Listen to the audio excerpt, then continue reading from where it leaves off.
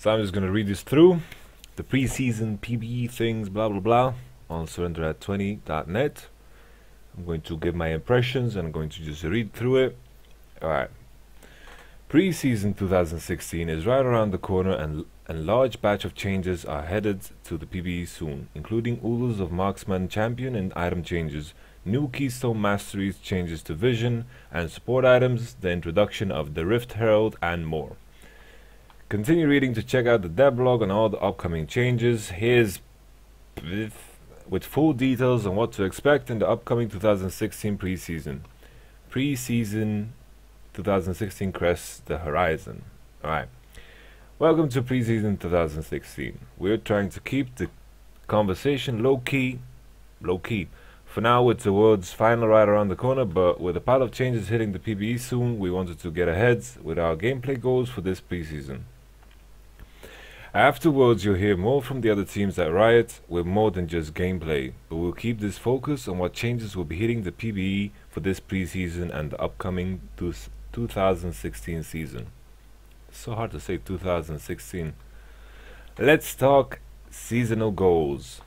You may have already seen our early work with the ability power itemization changes in patch 5.13 to the Juggernaut update in 5.16, but our goal for 2016 is to make each game of League of Legends feel unique. Ooh. From the different champion strengths you bring, to the items you take to battle, all the way to the masteries you choose, we want your decisions to matter and have a clear impact on how each game plays out. That said, this preseason we're focusing on updating Marksman. Marksman sounds so silly, man. Through the years, Marksmen have lacked meaningful differences, with their identities typically centered on the same thing: do lots of damage from range. In cases like these, if you're being judged on only one competition, damage, you get a pretty obvious power ranking with no real roster depth.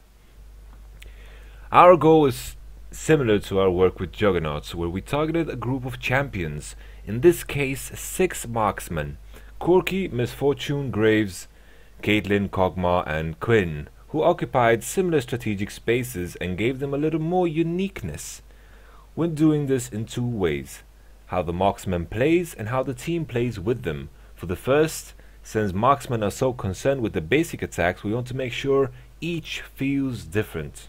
Should he have brought that shotgun to a javelin battle? Maybe. For the second approach, we want to really push the breadth of what a marksman offers, much like how you pick Ashe for global stuns, or Civi for when you gotta go fast, or Misfortune when you need some wombo for your combo. We want teams to think different based on who's joining the fray. So I have no idea if I pronounce this word right. Breadth. Who cares? Marksman Itemization. Hand in hand with the updates for Marksman, we're bringing some deep changes to Marksman items, like we did with ability power purchases and the Juggernaut gear. When we first tackled AP items, we wanted to accommodate the mages who blow up squishies while also offering equal opportunities for those who control the battlefield. When it comes to attack damage items, however, Marksman will always be focused on what lets them deal the most damage at any given point in time. Knowing this, we're offering more options when it comes to who or what you want to fight and how you contribute to your team through that choice. So whether you want to be a lone gunman dueling on the edge of the fight, or the nimble spellcaster, or the siege machine and the tower crusher, we're providing you with the right items to buy so you can take out the right targets. Keystone Masteries. We're updating the mastery system to offer focused, high-impact choices rather than a slew of nuanced micro-math optimizations. Each mastery tree will have 3 tiers. Each successive tier you invest in, you'll be able to pick up some stats and a choice of 1 of 3 potential masteries. You can only choose 1. Tier 1 masteries will be nice to have, but not game-changing. Tier 2s will have a decent amount of strength, but Tier 3s, we're calling them Keystone Masteries. Ooh. will be the ones that really augment your playstyle. We're still experimenting in this space, but an example will be a Keystone Mastery that lets your damaging abilities also bleed enemy champions for a portion of your bonus AD and AP over time. Or one that grants a movement speed boost the moment you deal a large chunk of damage to an enemy champion. By condensing power into clear decision points, the masteries you take from game to game should have an impact on your playstyle, and we want to offer multiple mastery paths for most champions in League. Vision and support items. 2 seasons ago, we did a major revamp of the vision system by introducing sight stones, trinkets and ward limits. This season we're adding more options for those about to ward up. Also, we salute you. What? Our goal with vision is twofold. First, we want to keep pushing the vision game as a team effort, and second, we want to make vision more dynamic than days past. For the first goal, we're doing things like free trinket upgrades for all. Ooh. For everyone. Along with the option for tier 2 support items to upgrade into either powerful tier 3 active items or slot efficient sightstone upgrades. For the second goal, we're removing stealth wards from the shop, so teams will need to rely more heavily on their pink and blue trinket wards to get the vision control they need. In tandem with this change, however, we're also adding a new feature in ward debris when a ward passes on, by giving you the ability to see the dead bodies of wards who've moved on with their lives. You'll be able to learn more about your opponent's vision habits as well as your own. What? There's dead wards everywhere. That's going to be strange. Alright. Starting items. In hand with our goal to offer diverse preseason, we decided to take a gander at starting items. When there are standard starting item builds for every game of League, the end result is these builds tend to benefit very slightly certain champions over others. We're taking a different approach this preseason by offering more clear opening paths, so that players can refine their playstyles with real choices, rather than just opting for a generally powerful start. You see these changes reflected in 2 sets of items, starting power items and sustain. For items you're bringing to lane, we're using the Doran set, Blade, Ring and Shield, as a baseline generalist group that provide all the broad stats you want. From there we expanded your options to provide a few more specialized approaches, like Cull, a light skirmishing AD starting item that provides less defensive stats than a Doran's Blade, but gives bonus gold for killing a set number of minions. As for sustain items, we first started with health and mana potions. Health pots are going up in price to better position them as a purchase for those who just need some sustain to get them past the early game. Any form of long-term sustain we folded into the refillable potion, and the subsequent upgrades to really solidify their identity, because before it was flask and potions to be a sustain build. Mana potions on the other hand are being removed. Our decision to remove mana potions goes along the same philosophy as starting items. 100 mana tends to benefit certain types of champions over others, with mana cost being balanced against individual champion kits, and can widely shift from being a mediocre purchase to a very cost efficient one.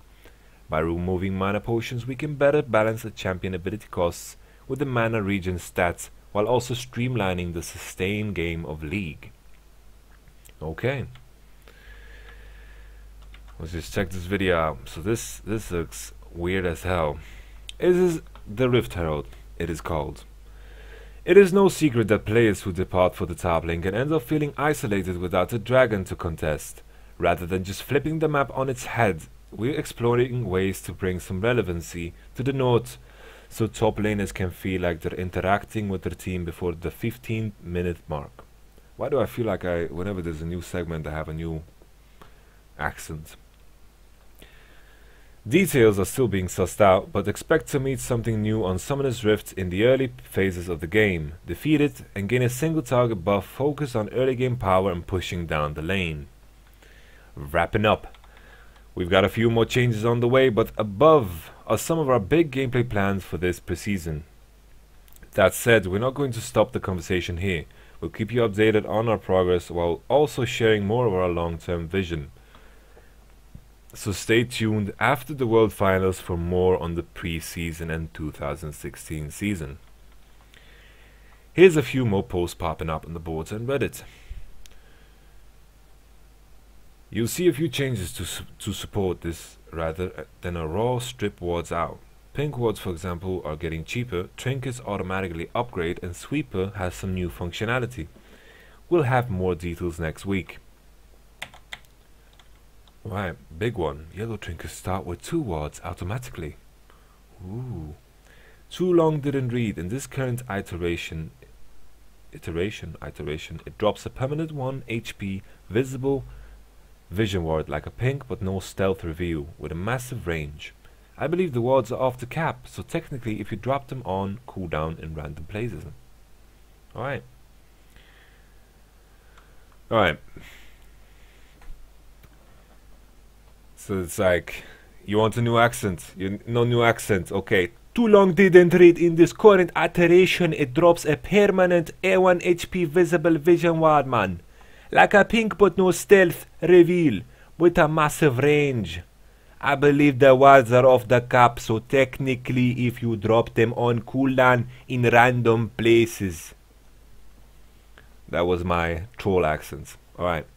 So, my first thoughts. It's like, based off of this picture, I think the Masteries are going to take the same approach that World of Warcraft took in their approach. Like, the way you do talents in World of Warcraft is basically you just choose, I think it's 5 to 6 like abilities that you use to your kit, and it provides, like, it is very very defined what these abilities do. And I actually like these approaches because when it comes down to playstyle, there are more varieties, but when it comes down to numbers, you're just going to go for the best optimized number, you know? So I actually like this change a lot, if it's going to be as I assume it will be. Well, based off of this picture, so it seems like it's going to be as I think World of Warcraft does it, you know? Like, World of Warcraft doesn't have these points in between, but sure, it's like the same base idea, I feel. Like, yeah. So the other thing is updating Marksman, Corki, Misfortune, Graves, Caitlyn, Kog'Maw, and Quinn. I don't know. I feel like Misfortune and Quinn and Graves need a change. Kog'Maw, I think, is a pretty good champion in a good state, but it depends on where they want to go.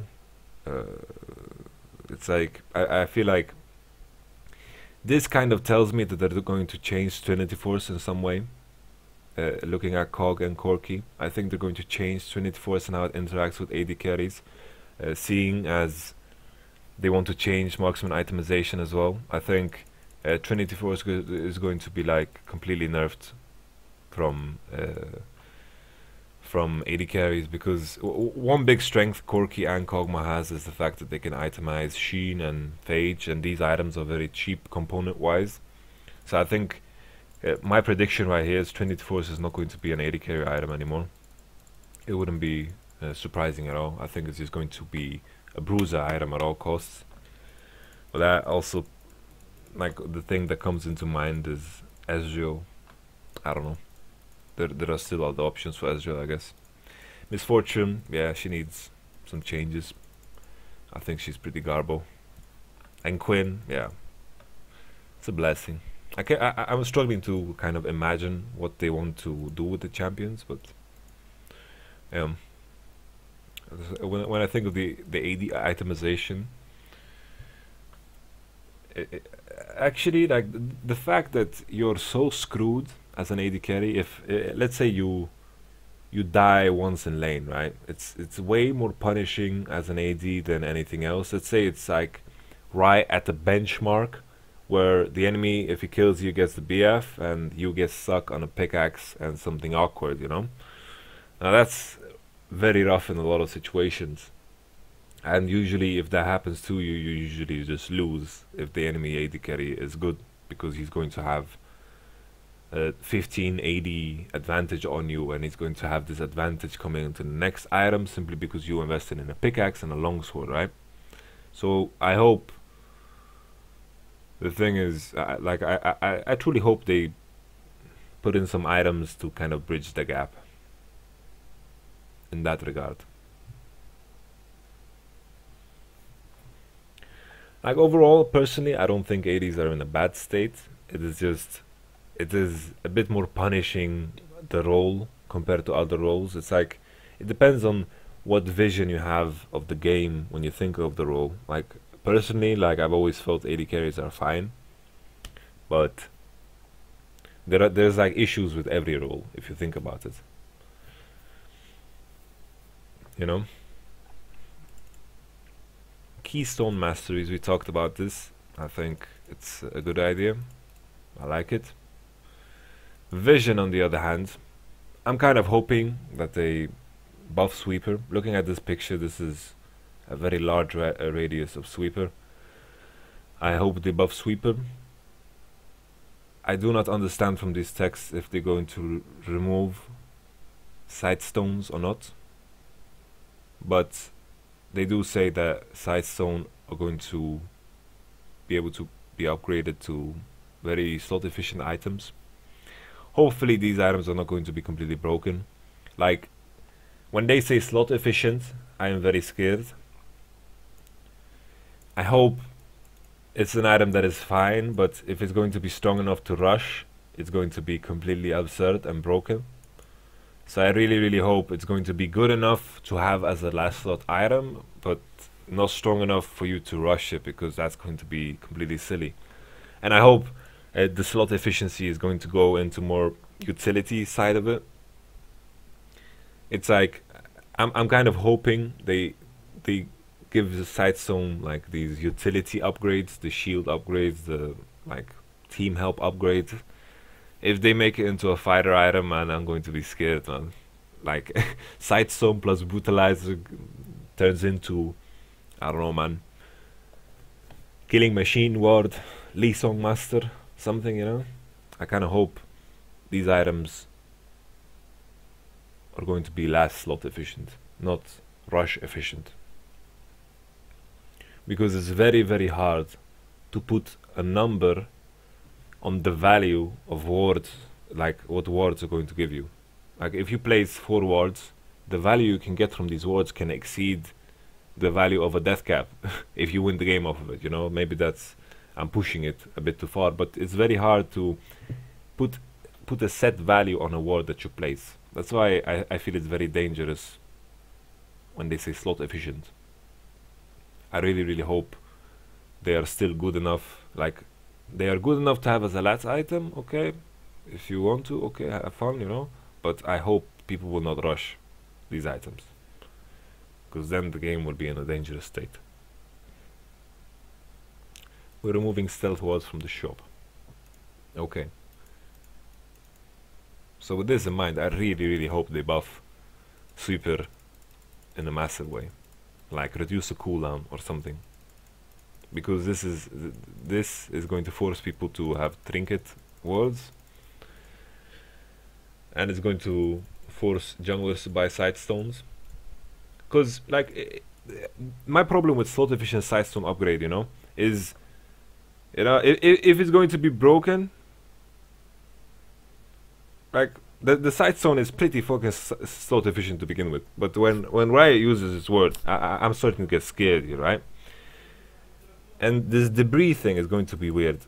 When a ward passes on, so there will be like a dead body of a ward. I don't get that, you know. It is very strange to me. I cannot. Sure, you see, it's like if blue side places a ward, red side kills this ward, the ward dies. Wait, like it is so this even shows the body of a ward that you didn't kill. So let's say you place a ward, the enemy team has no idea about this ward, and then they see the body of this ward.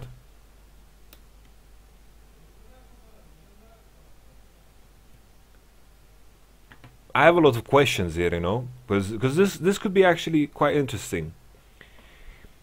Blue side know where they've placed wards before, so they're going to try to get creative and place wards differently, which is going to be interesting.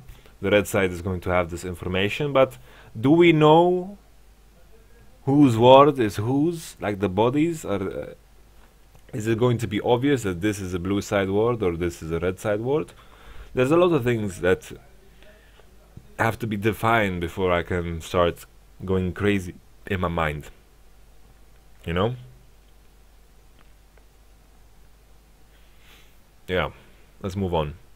So this change overall, we read through this. This was quite interesting. I really like the approach to the mana potion. I don't think there is anyone that can argue that mana as a stat has different power depending on different champions. You know, because of mana costs and base mana region, and they can do better balancing with that on the table. What piqued my interest here the most is the fact that they brought up this light skirmishing AD starting item that provides less defensive stats than Doran's Blade, but gives bonus go for killing a number of minions. So I'm kind of hoping to remove the health altogether. Well, it's a question of numbers. I'm kind of like sure there's going to be options, but people are going to find out what is best anyway, you know? It is very, very hard to imagine a scenario where players are going to do it differently, you know? I do not think like an item that's going to give you gold, I don't know, unless it's absurdly broken, people are going to buy it. But I think most champions are going to lean to one option in most cases, and this 80 item where you get gold is probably something that people are going to buy on 80 carries. That's how I see it. The question I have is, if Cole is, do you lose your lifesteal off of this item, or do you not? Or I'm quite curious actually.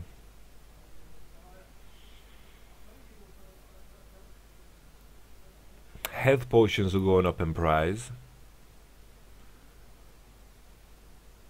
Refillable potions. What does that mean? It's like the are health pots refillable? It's like, do you recycle health potions for a lower cost, or I'm not too sure. So this paragraph, I like the mana portion. I like personally, I think health potions are pretty broken, because like I buy them all the time when I go out of base, because they are very efficient when you're fighting. Imagine the fact that you can use them while you're fighting is as if you have like a mini Warmog's armor on while you're fighting, in terms of the region. So I like the fact that the idea seems to push health potions in the direction where it's all about sustain, not just fucking buying it for the raw stat of health potions. So that seems alright. But I cannot see myself in a game where I don't buy a health potion if it's refillable with a set price. The big question is, like, how does it affect jungle? Health potions affecting jungle? I don't know. Are they going to nerf jungle? What are they going to do about jungle? Let's say you can only afford one potion. This is going to affect a lot of clear times and base timings and invades. This is going to affect a lot of shit. Early ganks. So this change actually, this change with this purple thing is actually pretty cool for me. Let's just watch it with sound. So this is pretty cool, because imagine, I'm hoping, you know, something that I'm missing in this PvE thing is like the nerf to TP that should come, you know, the nerf to TP. So imagine TP gets nerfed, and imagine there's an objective on top side other summoners in top lane are going to start to make sense.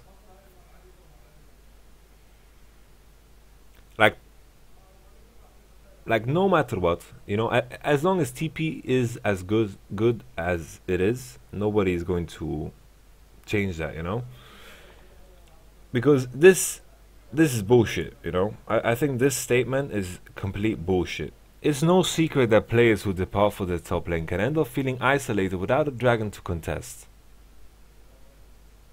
you know, unless you are a clown that TPs to your lane to get 6 CS or 3 CS, then of course you're going to feel isolated. But that is the decision you make as a top laner.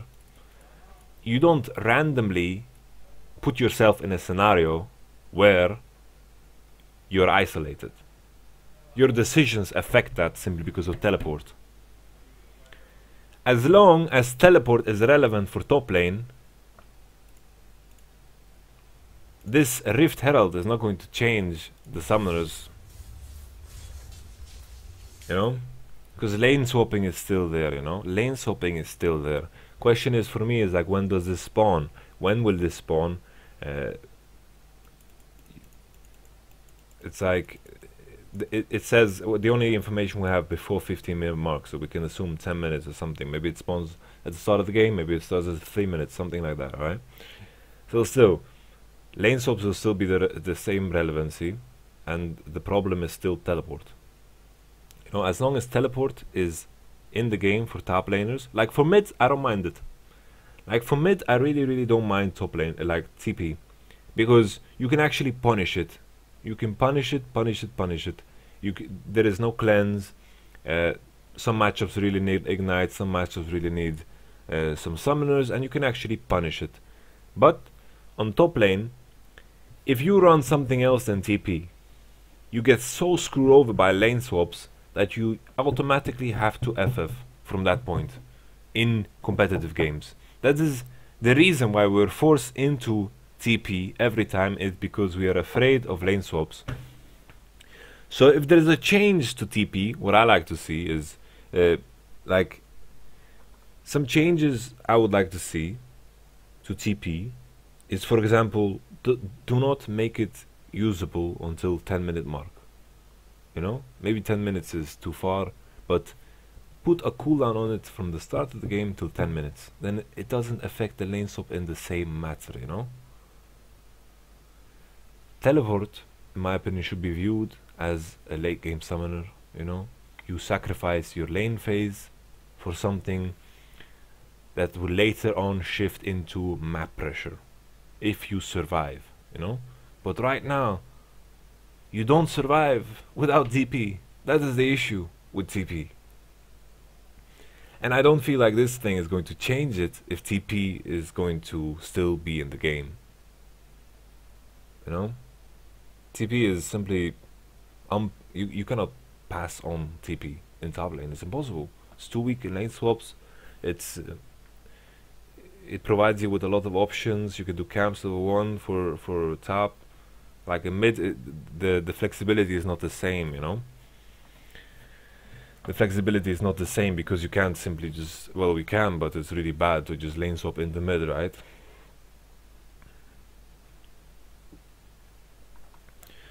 So this is not going to change the TP meta at all. We need a solid change on TP before we move on. So I guess that's it. Vision changes. Hope they buff the sweeper a lot. It's going to be interesting to see what they mean with slot efficient sidestone upgrades, because sidestone is very slot efficient if you are good at placing wards. You know, it's very slot efficient if you buy it early in the game. It's slot efficient in many scenarios. So it's very interesting. It's going to be very interesting to see, like, for me, what this slot efficiency means. Stealth rods from the shop. This is going to be pretty cool. I think most top laners are in that mindset already. Many supports are already in that mindset. I think it forces them to buy sidestone before Moby boots, for sure. It's like, it's going to affect supports a lot, the more I think about it. You know, sometimes when you're fighting bottom and suddenly you get a kill on support or something, and you will have a side stone, or like let's say you die in lane as a support, you have to buy like a Rubricus and a side ward. You won't be able to do that, so that's going to be quite freaky in my opinion. The fact that you can't buy side wards in that little gap, right? There's going to be like this small gap in early game before you get side stones, which is going to be very awkward and very gank heavy. Like if you like ganks and fighting, probably it's going to be good. But if one team is going to get side stone before the other team simply because something happened, it's going to snowball so much out of control, because one side is not going to have wards, and you can upgrade to sweeper with your side stone, right? So that's pretty scary. All right. I guess that's pretty much it. Yeah, I've talked about TP. TP needs to change. This is not going to change TP meta. Yeah, I guess that's it. That's it. That's a little rant about the upcoming changes. Peace.